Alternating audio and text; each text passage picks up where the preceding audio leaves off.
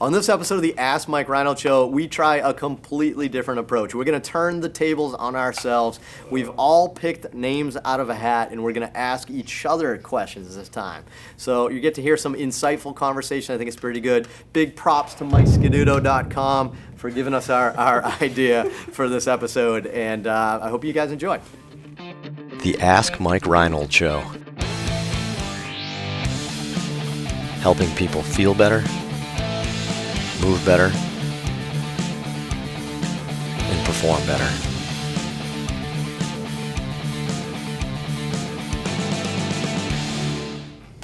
Welcome back, everybody, to the latest episode of the Ask Mike Reinold Show. I'm up at Champion PT and Performance. Lenny McCreena, Dave Tilley, Dan Pope, Mike Scaduto. We're here with our awesome students who we're going to give the episode off, right? So we're going to do something a little bit different, but Zach Tally-Ho and Logan Genghis-Khan are both here from their respective schools. I'll leave it at that.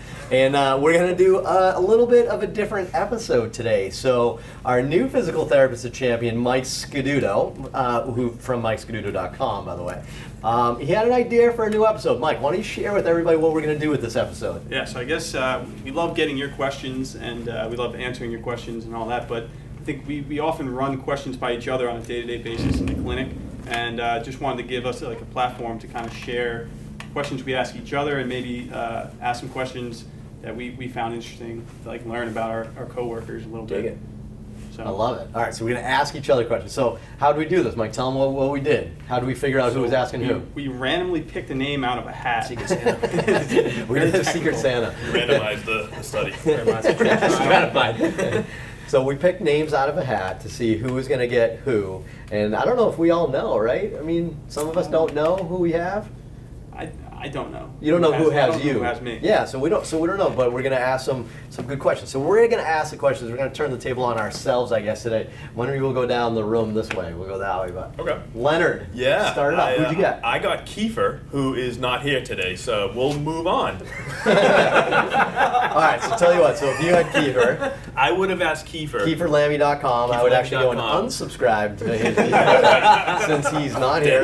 Let's do a hashtag unsubscribe to Kiefer. He only has 3 people. His mom. Wow. When you're not here, you just get beaten up. Len, do you want to ask me a question? Oh. But we'll go out of order? Because Kiefer had me, right? Is that what I heard? You, yeah. So Kiefer had me. So why don't you ask me a question? Okay. But Mike, let's start on your end. Who do you ask? So I drew Dave Tilley. It was kind of tough coming up with a question for Dave. He's kind of a pretty brilliant guy. So what I came up with I thought it was going the other way. He doesn't know a lot. You guys can't see his desk right now, but there's literally just research sprawled everywhere, and it looks like he's kind of diving headfirst into neuroendocrine responses to exercise. And I was just kind of wondering like where you're headed with that, and what clinical applications you're taking out of that research. I will keep it very brief, I promise. So the reason that I started getting into this, like neuroendocrinology and stress responses, I think that the more I looked at larger gymnastics problems and other injuries, we treat a lot of very high-level CrossFit athletes that are kind of beat up, and when you look at like what's going on, a lot of it comes down to proper loading and workload ratios and like stress responses, right? The whole cascade of that. And so I found that it's not going to overhaul the way I treat people, but I think it has a lot to do with designing programs, understanding like blood flow restriction training, or like why we're dosing people in certain ways for rehab. As we talk about often in the podcast, I think like the amount of strength training that's used in PT is overlooked, and I think that there's a lot of room for improvement on understanding some of the nitty-gritty physiology of that. I also find it super interesting to think about how someone's total training environment can affect a lot deeper levels. So based on all that, give the reader something. What can they look into? What would you recommend they start to get into this? Robert Sapolsky. I think that his work is definitely pretty pivotal in the field of like merging a lot of different aspects of science. Dan and I read a lot of his work, and I've read all of his books and his articles and stuff, and he just put it into a perspective to me about how it's not only about training stress. There's a lot of other stress, especially in the athletic population, especially if you're talking about professional elite athletes who have like careers riding on it, money and people involved. I think I was surprised to see how much that was involved at the higher athletic level, and it helped me kind of understand people who like maybe are freaking out about an injury or like worried about a competition or stuff like that. Awesome, sweet, good answer. I like it. Daniel Pope. Who'd you get? I got Michael Scaduto. Oh! This is like Secret Santa. We're gonna do this every time. This is fun. Yeah. All right. So, Michael, from time to time, I may be working with a golf athlete that has low back pain.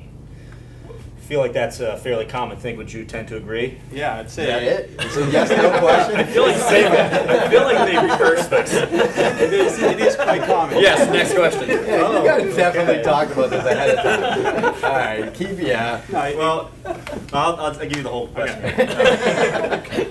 What are some of the common findings in that type of person? And the other thing that I was curious about is what are some of the technical changes you might make to their swing? Because I don't really know a ton about that. Okay. Well, to answer the first part, yes, low back pain is the number one, most common area of discomfort for golfers, ranging from 54% to 80% of golfers experience some bout of low back pain.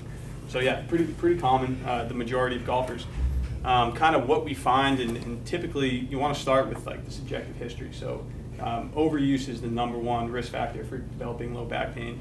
Typically see it in amateurs who may have more swing faults than professionals. They're just kind of overdoing it, especially on the driving range. They don't get a good warm up. They don't have a great strength and conditioning program. A little bit undertrained and too much volume of hitting golf balls. So that's the first thing you kind of want to look at in the subjective history. From there, you probably want to do some kind of movement screen, figure out if there's any mobility restrictions above and below. Or anywhere in the body that can lead to a little more stress in the low back. And TPI and Titleist have kind of put together a great program to kind of maybe correlate some of the findings that you have in the screen to physical characteristics in your golf swing and kind of what potentially that could be doing for low back pain. So I would check that out if you're interested. And then, what was the last part of the question? Technical change. Yeah. You wrote the question, Mike. I have written an article, a blog post on it. Technical golf changes, like golf swing changes, I wouldn't do a ton personally. That's not my area of expertise. So I'm not going to make drastic changes to their golf swing. I would recommend working with a golf coach, I think, to make those kind of golf swing changes. But we can optimize their movement to put them in a better position to kind of make meaningful swing changes, right? So say they early extend. For those of you who don't know, it's just the hips kind of come forward in the downswing through impact, puts a little more stress on the low back. A lot of times it's a limitation in hip mobility. They have trouble internally rotating onto the lead hip. So if you kind of clean some of that up and then send them to a golf coach and they work on the technique, it tends to be pretty successful. So, Dig it. Thank you. Yeah. There it is. Good job. Good answer. Me? Dave Tilley, who'd you get? I have Daniel Pope. Oh, I think we could have figured that out. Nice. Present. So my question is for Dan.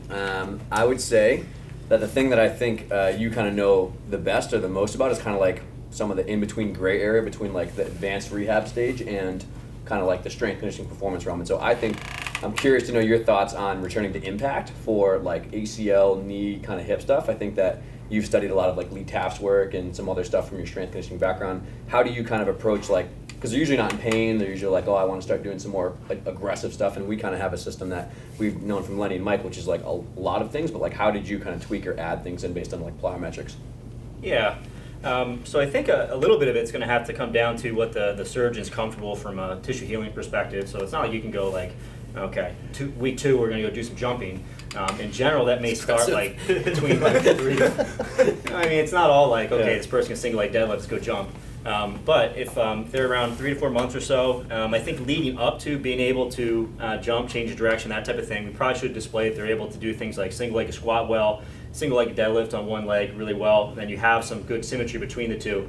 Because when I look at someone who jumps or lands, especially one leg at a time, it's essentially just like a single-legged deadlift or single-legged squat. If they can't do that with just their body weight, then how the heck are they going to do it once we start loading that? And then I think that we have, and it's not like it's an evidence-based thing, but we can think about the demands of jumping, landing, changing direction. We can just go backwards and we can come up with something that's very, very easy for that individual. So I might be starting with something like just pogo jumps, where we're just learning to take just a small bit of impact through the ankle, through the knee, through the hip, and that may turn into a box jump. So when you box jump, it's 2 legs at a time, so you're not really loading up one leg at a time at this point, and we can work on the jumping phase, and we don't even have to worry about the landing phase because the landing is actually elevated surface, so it's not that tough. And then you can even walk off the edge and work on landing. So now you're working on all the phases of the jump. Once they put that together, now you might be doing two-legged jumps. And if they're displaying very good competency there, we can move on to single-legged jumping. And again, it starts very small with like a single-legged box jump with nice landing, and then we progress. As far as change of direction, it goes the same exact way. I think you can use some very easy ladder drills to work on what the body position-wise takes when you're trying to cut and change directions at a low impact, and then work your way up to more speed, making it more dynamic. And then I think at the far end of the equation we may not always look at is that I think that being able to do like a crossover triple jump is also very important in making sure that technique looks good, but let's make sure we bridge that gap. I know Tim Gavitt has a lot of research about things like VO2 max being really important to reduce your likelihood of getting an injury, right? How many times are you actually looking at like your aerobic base and then getting enough repetitions in, and not just moving well, but trying to take yourself to the point where you've handled as much volume as what your practice is going to have, or more, you know? I think that's kind of that last stage that we don't tend to think about from a performance perspective. Prevention. Poker's on fire, dude. Wow, that's hot. Wow. Hot, on fire. It's lit. All right, I got Len. So I guess my question for Len is, maybe why don't you walk the readers and us, but the listeners, whatever, nobody's reading this right now. Transcribed. Walk everybody through your thought process, because I've been struggling with this for the last few months, like just, watching you and stuff like that. But walk us through the thought process during the fantasy football draft. In the second round, you seem to really take an odd path, and your team's really suffered this year. I made the playoffs. So, all right, so that is a sincere question, but we'll talk about that in our spare time. So, Len, you have a diverse background of stuff where you've come from. So I guess my question for you is, what do you think you've changed the most as a clinician since starting here at Champion and joining Champion here from your past experience? And those that don't know Len was down in Birmingham for a while with Kevin Wilk and Dr. Andrews at their center. He was in North Carolina for a little bit as well before that. He was a student of ours down in Birmingham at the time. And then he was he worked in a sewage treatment plant prior to physical therapy school. So you've been through a lot. So what do you think? How do you think you've changed the most? What's changed the most from you? More tumble track. Yeah, I've learned a lot about gymnastics. I actually have, somewhat. There's definitely an evolution in anybody's career, and I think my evolution has gone from, the post-op, I get to see them for 8 to 12 weeks, and then I lose them because of insurance limitations, to now I see people, I feel like, we've been open for 3+ years, I see people at different stages of their crazy life, where I'm seeing somebody post-op day 1, I'm seeing somebody that's 3 years out of a surgery, and I need to figure out, what's the best episode of care for them. We didn't see a lot of that, I feel like, in Alabama, where we were limited by insurance, and that was a huge limitation. So I get to see people very, very much so advanced, so far out, that I need to be able to understand movement a lot better. It's not just give them an exercise program and push them off to a tech. I'm seeing people one-on-one. I'm seeing people less frequently, so I don't see people 3 times a week like I used to. Once a week, once every other week. So I've had to really learn how to, and take to the next level, watch people move. I've had to learn more powerlifting type techniques that people like to utilize, and having Dan and Dave and Mike here, and Mike S. Scaduto has helped to give me that education as well, and learning from the Mike Robertsons and the Eric Cressys of the world, watching their courses as well. So I've really had to evolve into a higher level PT. Push it to the limit. Nice. That's good. I like that. That makes Good sense. answer, Len. Good answer. Now, who was my second round I draft? feel like this is Family Feud. Who's my second round? Good answer. It's up there, show it! I was like, oh no, Auntie, that was terrible. All right. Mike, I did not get you, but I was giving you. Mike Reinold. Yes. You have always been a visionary. You have your own website, which you were one of the first PTs to do that. Thank you. Coming from the Red Sox, you and I, especially you, helped put this beautiful company together, Champion PT and Performance. We're grateful. We're grateful. So I feel like in incorporating the PT and the fitness aspect, which I know a lot of people see that as the future of PT, what do you see in the next 5 to 10 years as the future of PT? For me personally, For or the you- profession? for the- I'm seeing for the- Cape Cod. Yeah. I'm seeing frozen daiquiris. I'm seeing other than us For taking. for the profession, meaning telehealth, things of that nature, where do you see the profession going? It's the blockchain. Yeah, blockchain. It's 100% the blockchain, and I can't explain blockchain better than that. Blockchain and jetpacks. Well, so I've teamed up, actually, I guess we can make an announcement. I've teamed up with Elon Musk, and we are going to colonize Mars with the first physical therapy clinic. We're going to have Champion PT Performance on Hyperloops. Mars, and it is going to be lit. I don't know. That's a good question. So Lenny brought up telehealth. That's interesting. I think the future of physical therapy, you brought up how we administer it via telehealth as an example, and I think that's definitely going to become a thing. We're building out an online platform here at Champion that we're going to do for our online fitness stuff, because so many people want to do our programs around the world. We're going to be able to do that for them. But I do think we're going to try to capitalize on that from a business perspective through telehealth for the physical therapy aspect as well. I just got a letter in the mail from my insurance carrier that we now have telehealth for the doctor. So we've gone from going to your primary care in a hospital to going to the Minute Clinic or whoever, like the express doctor in the strip mall, to now just going on a website and seeing people. So I think we can figure that out. But I really think the future, if we want to break out not just where it is, I think the future for us, we have to evolve from just the people that work with somebody 1 week after surgery. We have to start getting to a point where we're actually helping people that become more proactive with their bodies and proactive with how they maintain themselves, right? So we always talk about how much effort we put into our retirement plans, our financial packages and stuff like that, but we do nothing into our portfolio of our health, right? So, okay, now we're getting good with supplements and vitamins and stuff like that, and our doctors are, they know exactly the percentage of things we need to do each year for blood work and stuff to minimize our risk of disease down the road, right? The Dentist Association has convinced us we need to get our teeth cleaned twice a year, stuff like that, right? They've done a good job. Physical therapy needs to get to the forefront of the public's mind when it comes to helping people be proactive. If you think you need to go to a gym and you think you need to actually work out to be healthy, that's awesome. We also have to optimize our bodies. Right? So it's not just go to the gym and work out. You have to figure out how to optimize it. So to answer your question, I think that's the future of physical therapy, is how do we be proactive at optimizing our bodies to put us in the best position to succeed?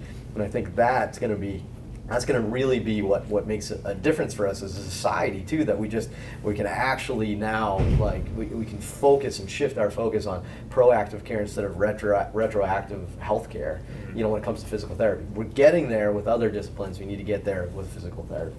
That's what I'd say. Preach. Exciting. Bruges. Awesome. All right, good episode. Mike Scaduto, good idea for an episode. Thanks, buddy. This is a fun one. We got to ask each other some questions. We'll see. Maybe we'll come up with some more creative ones down the road. I think this will be fun. But Pictionary. But yeah, right. That sloth commercial. I love that. That'd be awesome. But thanks so much, guys. So we'll get back to your questions on the next episode. So please go to MikeReinold.com, click on that podcast link, and there's a form to fill out if you want to ask us questions. Just shoot away anything you want to hear about, including Lenny's fantasy football disaster of a season. So he just made the playoffs. I guess big comeback in week 13.